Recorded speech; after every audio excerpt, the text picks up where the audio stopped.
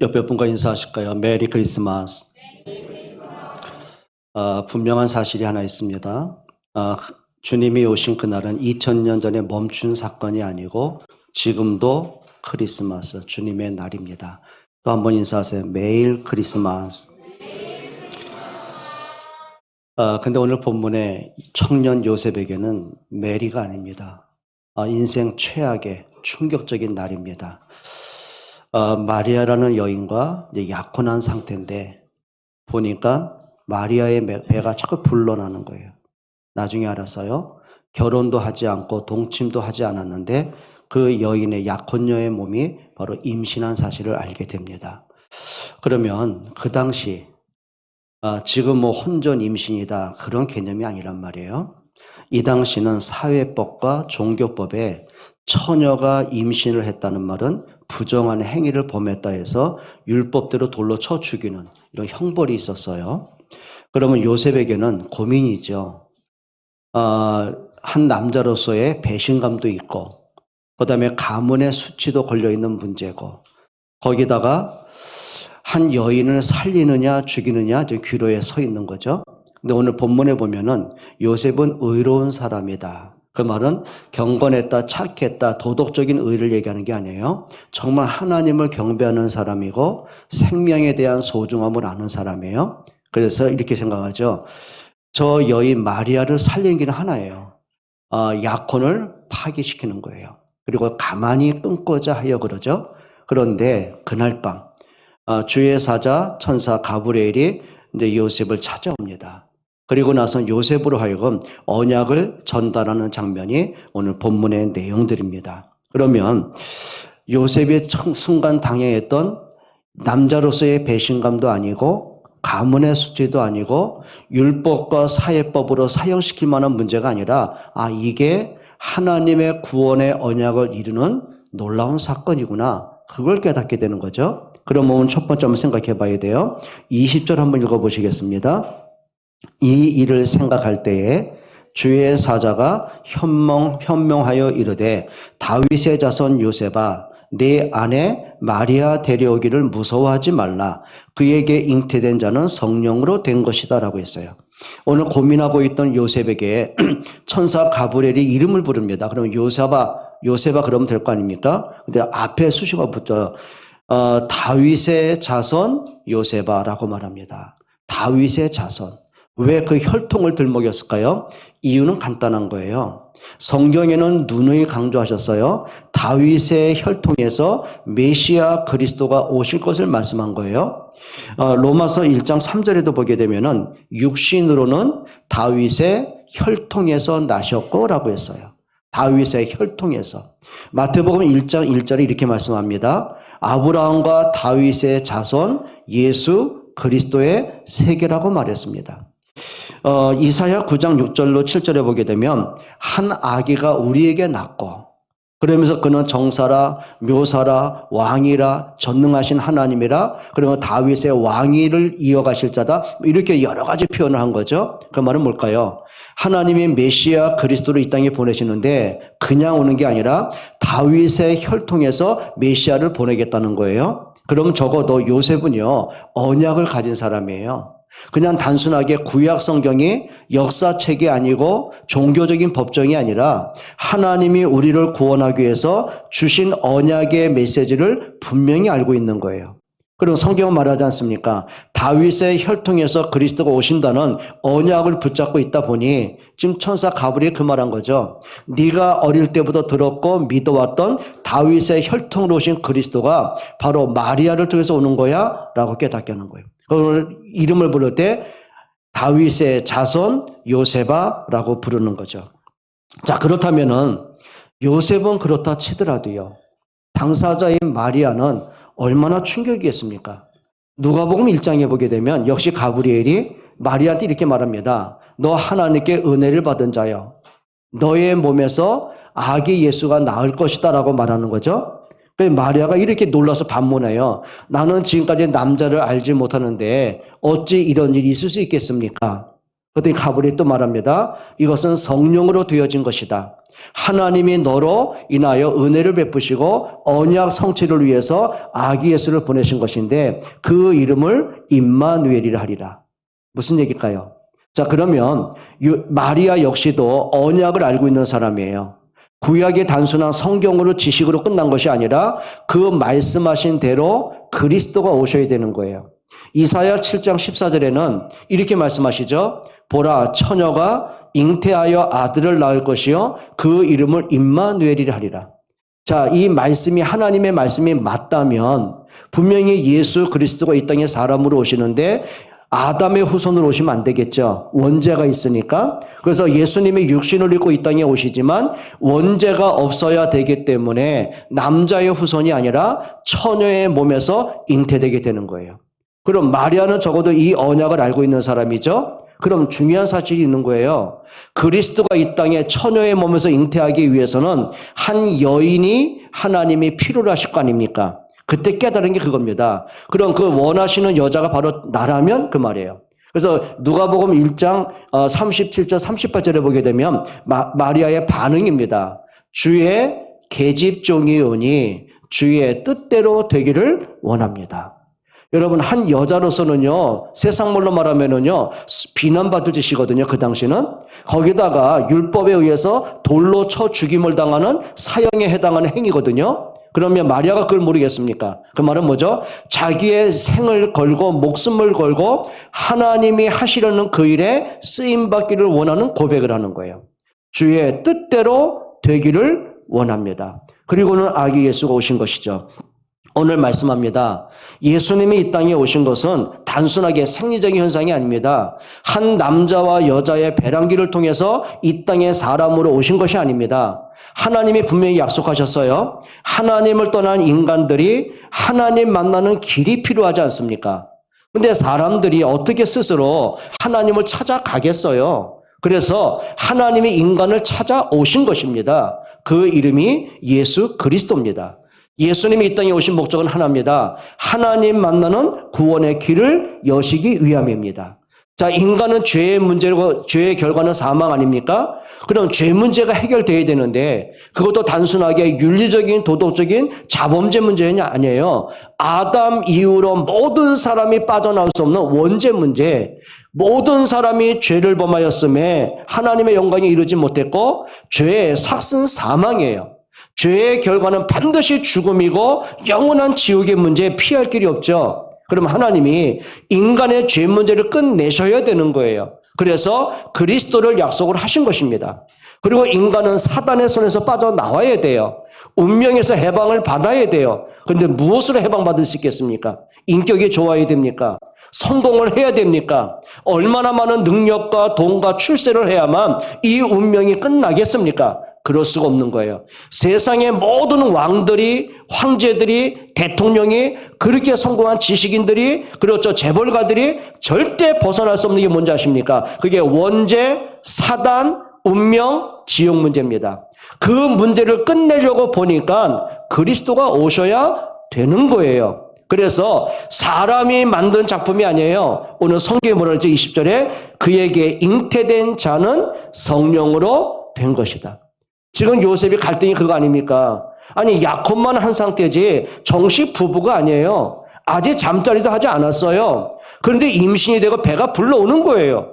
그럼 아까 말씀드린 것처럼 한 남자로서의 자존심 문제고 배신감의 문제고 가문의 수치 문제고 그리고 손가락질 당할 문제고 그리고 돌로 쳐서 여자는 죽을 문제인데 그 얼마나 두렵겠습니까? 근데 천사가 하는 말입니다. 이는 사람이 된 일이 아니다. 성령으로 잉태된 것이다. 그게 요셉에게는요, 모든 해답이에요.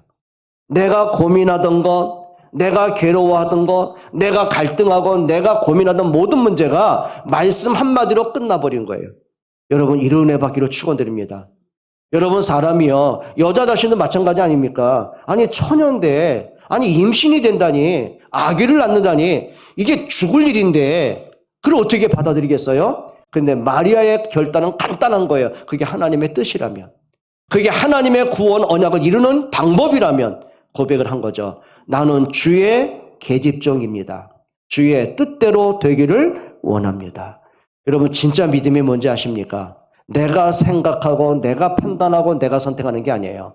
하나님의 말씀은 뭐라고 하셨을까? 그러면 분명히 요셉도 마리아 자신도 임신을 하고 아기를 낳는다는 것은요, 용납이 안 되는 거죠. 이건 이치에 맞지도 않는 거예요. 상황도 안 맞고 원하는 것도 아니에요. 그런데 어떻게 할 겁니까? 그게 하나님의 뜻이라면, 하나님의 계획이라면, 하나님의 원하시는 일이라면 거기에 마음을 담고 순종하는 믿음을 갖게 된 거죠. 여러분, 하나님의 모든 계획은 한 가지를 중심으로 움직여 가십니다. 뭔지 아십니까? 구원 계획입니다. 하나님은 구원이라는 그 역사를 놓으시고 역사를 움직여 가시는 거예요. 그래서 하나님의 역사를 구속사라고 말합니다. 아담 이후로 예수님이 재림하시기까지, 세상이 심판을 받고 천국의 문이 열리기까지 하나님은 한 가지를 통해서 모든 역사를 움직여 가십니다. 그게 구원의 역사입니다. 그러니 하나님이 구약 성경 전체를 통해서 한 가지를 강조하시고 약속하신 거예요. 그리스도 보내겠다. 그게 구약, 옛 약속입니다. 신약은 뭡니까? 하나님이 약속한 대로 그분이 그리스도로 오셨습니다. 그분이 오셔서 뭘 하셨습니까? 종교를 만드셨습니까? 윤리, 도덕, 철학을 강조하셨습니까? 한 가지 하신 거예요. 그렇습니다. 그리스도가 오셔서 나를 대신해서 고난받으시고 그분이 십자가에 죽으시고 부활하셨어요. 그래서 우리에게는 생명이 주어진 겁니다. 그걸 뭐라 그래요? 그에게 잉태된 자는 성령으로 된 것이다. 여러분 정말 그렇게 하셔야 됩니다. 여러분이 때로는요, 그래요. 근데 우리가 건강을 원했지 아픈 걸 원하지 않잖아요. 거기다가 그렇죠. 누구나가 덜컥 겁나는 암이라는 진단 나와봐요. 얼마나 두렵겠습니까? 얼마나 괴롭겠습니까? 그렇죠. 내가 원하는 건 병이 아니에요. 내가 원하는 거는 그렇죠. 형통하고 잘 되는 거지 문제 생기고 사업이 부도맞고 경제 문제 오고 그걸 원하지 않았어요. 대다수의 많은 사람이 복음과 말씀 앞에 서기보다는요, 내가 생각한 것, 내가 원하는 것, 내 현실과 문제 자꾸 무너져 가요. 답은 하나입니다. 하나님 앞에서는 여러분 되시길 축원합니다. 마리아의 고백처럼요, 주의 계집종이오니 주의 뜻대로 되기를 원합니다. 그게 고백입니다. 두 번째 고백을 찾으셔야 됩니다. 21절 한번 읽어보실까요? 아들을 낳으리니 이름을 예수라 하라. 이는 그가 자기 백성을 그들의 죄에서 구원할 자이심이라 하니라. 아들을 낳으리니 이름을 뭐라고 해요? 예수라 하라. 예수란 뜻이 뭘까요? 죄에서 구원할 자 그 말입니다. 그런데 이름이 예수만 돼가지고 그분은 구원자가 아닙니다. 혹시요, 여러분이 이름을 개명하고 싶으세요? 제가 만약에 이름을 개명한다면 내가 심예수, 아무 문제 없습니다. 법적으로 아무 문제 없습니다. 그 당시에요, 바예수라는 사람이 있었고 구약에도 예수라는 이름이 있어요. 여러분 구약에 여호수아 아시지 않습니까? 여호수아, 히브리어는 여호수아인데 그런데 그게 헬라어로 말하면 예수수. 그게 예수란 말이죠. 똑같은 거예요. 이름은 누구나가 예수라고 지을 수가 있는 거예요. 그럼 이렇게 보셔야 돼요. 오해하시면 안 됩니다. 우리가 예수만 믿는다? 과연 어떨까요? 그런데 이거 하셔야 되는 거예요. 예수님이 그리스도이십니다. 예수님이 누구라고요? 그리스도이십니다. 자, 그러면 이름을 예수라 하라. 이는 저가 자기 백성을 죄에서 구원할 자이심이라 하니라. 여러분, 예수님이 이 땅에 한 가지 때문에 오셨어요. 여러분을 사망에서 생명 주시기 위해서 오셨습니다. 그래서 성경은 분명히 말씀하죠. 로마서 8장 2절에 있죠. 이는 그리스도 예수 안에 있는 자에게 죄와 사망의 법에서 어떻게 해요? 생명을 주신 거예요. 그리스도 예수 안에 있는 자에게는 결코 정죄함이 없나니. 뭐가 있어요? 저를 사망에서 뭘로 옮기셨어요? 생명으로 옮기신 거예요. 여러분 이 사실이 믿어지십니까? 여러분 종교만 가지면은요, 인간이 갖고 있는 사단, 지옥 문제, 운명, 원죄 문제 나하고 실감이 되겠습니까? 저는요, 어릴 때 예수는 믿어지더라고요. 그런데 죄인이라는 말 앞에서는요, 참 내가 납득하기 어려웠어요. 여러분이 믿든 말든 저는 정말입니다. 어릴 때는요, 중학교 1학년 때 예수 믿고 교회 다니기 시작하고 지금까지 뭐 탈선을 했다, 방황을 해봤다, 뭐 쉽게 뭐 부모님께 대항을 해봤다, 말대꾸 해봤다, 그런 적이 없습니다. 저는 지금까지 뭐 학교, 교회, 집, 심지어 제가 고향이 천호동 아니에요? 근데 그 옛날에 화양동에 어린이 대공원이 처음으로 세워진 거 아시죠? 근데 저는 어린이 대공원이 뭔지를 몰랐어요. 안 가봤어요. 그렇다고 하면 공부를 잘했냐? 그건 아니에요. 그냥 내 위치를 떠나본 적이 없어요. 그리고 아침에 까까머리 중학생이 학교 가기 전에 보통 30분 일찍 갔어요. 이건 장꾸러기들이 어떻게 일찍 일어나겠어요? 근데 목적이 하나예요. 학교 가기 전에 꼭 30분 동안 기도하고 학교를 갔어요. 그리고 학교 끝나고 집에 가기 전에 집에 먼저 안 갔어요. 꼭 교회 들어서 1시간 동안 성경 보다가 찬송하다가 기도하다가 그리고 갔어요. 철야 기도요. 지금처럼 9시에 30분 1시간 그게 아니고요. 9시 반에 예배 시작하면 그 다음날 새벽 기도까지 밤을 꼬박 새요. 그게 철야 기도였어요. 그리고 토요일 날 학교 갔어요. 예배 빠져본 적이 없어요. 자, 그러면 심지어는 저희 매형이 저한테 충고를 하나 했습니다. 야, 너 학교 가거든 유리창도 한번 깨먹어. 친구들 어디죠? 그래 싸워. 매형이 책임질게. 얼마나 어리석겠으면. 안 믿는데요. 그러니 이렇게 살아온 내가요. 원죄, 가문의 죄, 용납이 안 되더라고요. 왜 자꾸 죄라는 걸 강조해? 착하게 살면 됐지. 나중에 알았습니다. 인간이요. 보이는 내가 있지만 보이지 않는 내 속에 타락성이 너무 많던 거 알았어요. 가문의 문제요? 저는 알았어요. 얼마만큼인지 아냐면요. 저희 어머니가 임신하셨는데 이게 뭐 한 6개월쯤 됐는데 막 하혈을 그렇게 하시더래요. 그리고 나서는 산부인과 갔더니 진단이 나온 거예요. 낙태를 하지 않으면 아이도 죽는 건 물론이지만 산모 당신도 죽는다. 그러니까 아버님이요. 낙태를 하라는 그것 때문에 무척 싸우셨대요. 그런데 어머니 입장에서는 위에 두 형님이 돌아가셨는데 뒤늦게 낳은 아들 내가 죽을지언정 낳다가 죽어도 낫겠다고 고집을 부리셨다네요. 근데 기적적으로 낳기는 하셨어요. 근데 낳자마자 이게 빌빌대고 죽을 것 같더래요. 그래서 태어나자마자 어린 병원을 계속 다녔답니다. 그러니까 이제 부모님이 저거 좀 오래 살았으면 좋겠는데 죽을 것 같고 호적도 올리지 않고 그리고는 이제 무당을 찾아간 거예요. 그리고 이제 부탁을 한 겁니다. 이 아이 명이 길도록 이름 좀 잘 지어달라.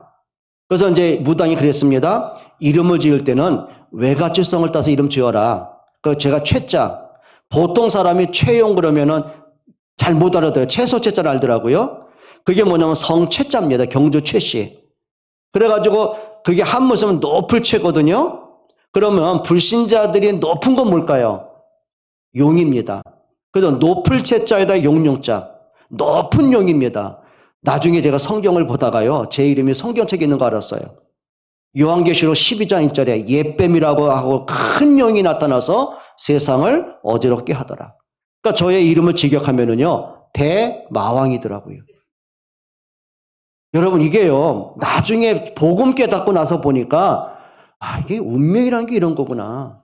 그래 태어날 때부터 정말 내가 살지 죽을지도 모르고 우리 가문을 보니까 외가집과 친가 쪽에 보니까 그 한과 재앙과 저주가 끊임없이 오고요. 아버님은 평생 입에 달고 하시는 말씀 내 팔짱 여기까지인가 봐. 너무너무 성실하셨어요.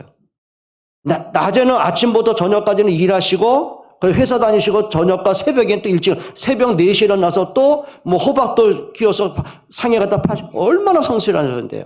그런데 늘 하시는 말씀 내 팔짱은 여기까지인가 봐. 저는 그게 너무너무 귀에 듣기 싫더라고요. 나중에 알았습니다. 야, 운명이라는 게 이런 거구나. 그렇죠. 인간이 살아가는 게 이런 거구나. 인간이 아무리 경건하게 산들, 야, 이게 창세기 3장 원죄 어떻게 해결하나, 이게. 그래서 그리스도가 오셔야 되는 거구나. 나중에 비로소 그리스도가 오시는 크리스마스가 축제가 아니라 단순하게 먹고 놀고 마시는 그날이 아니라 야 이게 구원의 날이구나. 이게 생명의 날이구나. 하나님이 죄인들을 구원하기 위해서 그래서 그리스도 보내셔야 되는구나. 오늘 그 말입니다. 아들을 낳으리니 이름을 예수라 하라. 이는 그가 자기 백성을 죄에서 구원할 자이심이라 하니라. 여러분, 로마서 6장 23절입니다. 죄의 삭은 사망이지만 하나님의 은사는 그리스도 예수 안에 있는 생명입니다. 믿습니까? 에베소서 2장 5절에 분명히 말씀합니다. 죄와 허물로 죽었던 너희를 그리스도가 살리셨다고 말했습니다. 본질상 진노의 자녀였던 우리를 그리스도께서 십자가에 죽으심으로 우리에게 생명을 주셨다고 말씀하신 거예요. 여러분, 종교적인 예수를 찾지 않기를 축원합니다. 그리스도를 찾기를 축원합니다. 그게 응답이죠. 또 세 번째 생각하셔야 됩니다.